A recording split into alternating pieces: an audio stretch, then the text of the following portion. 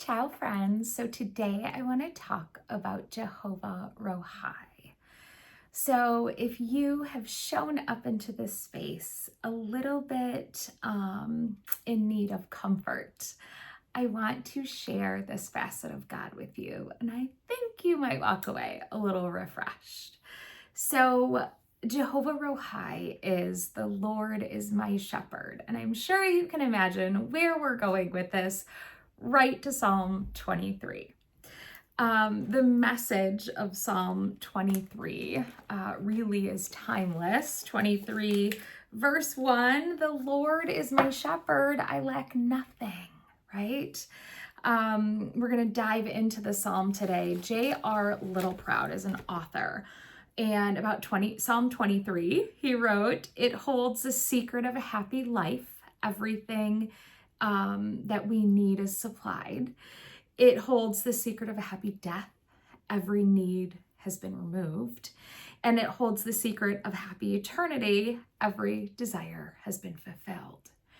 And so I want to pause for a second before we get into the encouragement, though. There's some focus that we need to turn our attention to. And it's a little word that carries the weight of your eternity. Everything hinges on the tiny little word, my. The Lord is my shepherd. I lack nothing. David doesn't say when he's writing the psalm, the Lord is a shepherd. David declares that the Lord is my shepherd. And this is really important. It takes God from being this distant and out there God to being close and personal and in here. And it's really important for us as we think of God as our shepherd and us being the shepherds of our homes. How can we ever lead our children or stand beside our spouses, leading them, showing them, pointing them to God if we don't know him personally? It's not enough for him to be the shepherd of our church or of our home. He has to be the shepherd of our life. Unless the Lord is my shepherd, the rest of Psalm 23 actually really doesn't belong to us at all. The first thing I encourage you to do is get to know God as your shepherd. If you don't, get to know him as your shepherd, and then he can lead you, and then he can protect you, and then he can really prepare you. So the first thing Jehovah Rohi does is he leads us with presence.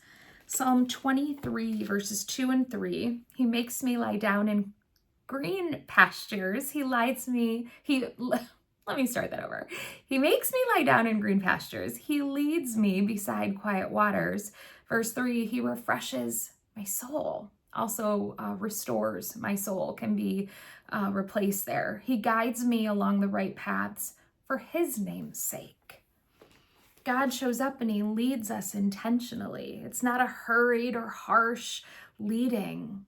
It's present, right? He shows us how to relinquish control, and he guides us and leads us with love. The restoration of our soul is an indication of life and vitality returning. Sometimes we wake up in seasons where we feel depleted, but God restores our soul. He restores that vitality to our life. In our homes, are we creating still waters? Or are our spouses and children drowning in chaos and stress and pressure? Something for us to pay attention to. I love verse 2 for myself. He makes me lie down in green pastures. Sometimes we need that, right? The Hebrew word for still waters, it's so beautiful. It means beside waters of rest. Jehovah Rohi shows up as our shepherd who cares for us so that we can slow down and then care for our spouses and our children. It's a beautiful picture that his presence provides for us. The second thing Jehovah Rohi does is he protects us in the darkest valleys. Verse 4 of Psalm 23 says, even though, you know this one, even though I walk through the darkest valley, or the valley of the shadow of death, I will fear no evil, for you are with me. Your rod and your staff, they comfort me. David, the author of Psalm 23, he was a shepherd before he was a king. David knows a thing or two about the valley. See, these valleys in the desert of Judah were rugged and deadly terrain. These steep, narrow ravines, they were treacherous, right? And they were horrible to try and traverse.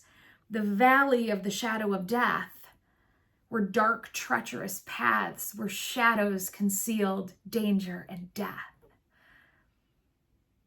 David knew a lot about the valley. Even in these places, though, David didn't fear because he knew God was there. I walk through the valley, but I know you're there. And so how might we take this heart posture? We all walk through valleys, so do our spouses, and so do our children.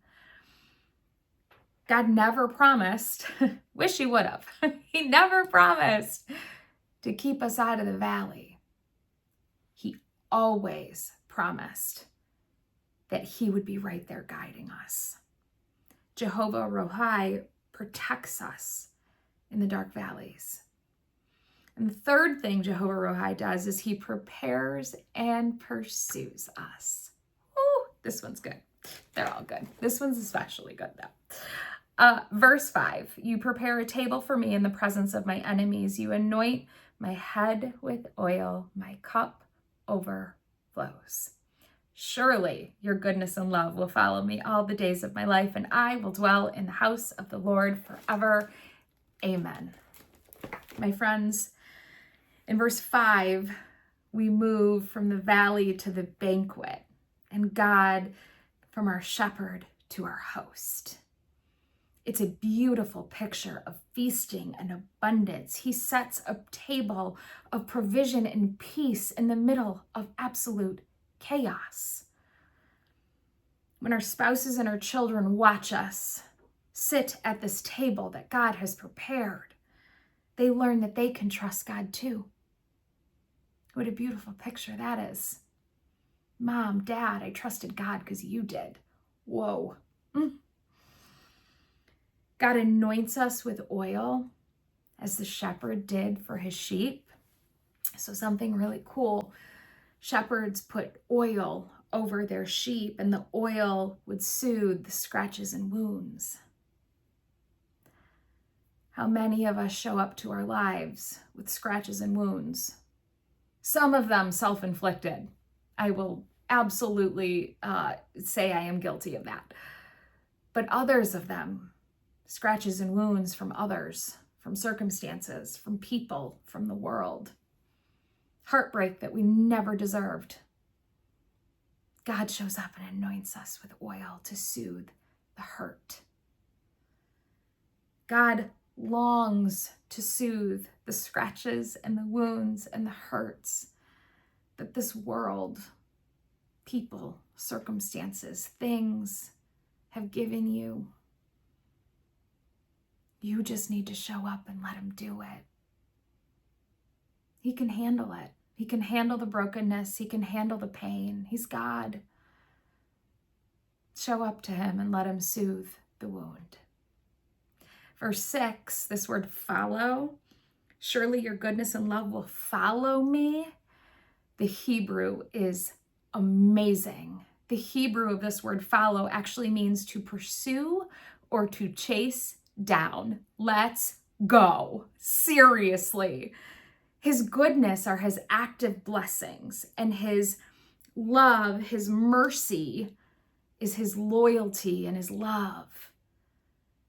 These aren't casual things. God is saying they are going to relentlessly pursue you and your spouses and your children.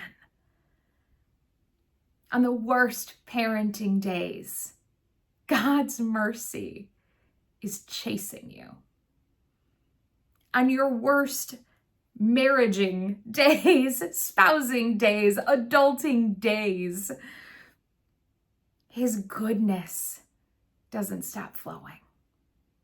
I hope that's encouraging to you, because a lot of times we can tell ourselves stories that aren't entirely true, that are lies, and they keep us small and they keep us down and they keep us bound. But we know that his goodness and his mercy chases us down relentlessly. Sign me up twice, as a matter of fact, for that. El Rohi, our God, he leads with presence. He protects us in the valley from certain death. He's there protecting us. And he prepares us and he pursues us forever and ever. Amen. If you showed up here weary, I encourage you, let him restore you. Let him restore your heart and the hurts. If you're unsure in your life right now, let him lead you. He is the good shepherd. And if you've messed up, let his mercy renew you. Lamentations reminds us his mercies are new every morning. My friends, I hope seeing God as our shepherd, as your shepherd, as my shepherd, as the shepherd, our personal loving shepherd, I hope it hit a spot in your heart and your soul that you needed today. Remember, I say it all the time. I say it every time. I hope today is the best day ever. Also, there is always something to be thankful for. Cheers.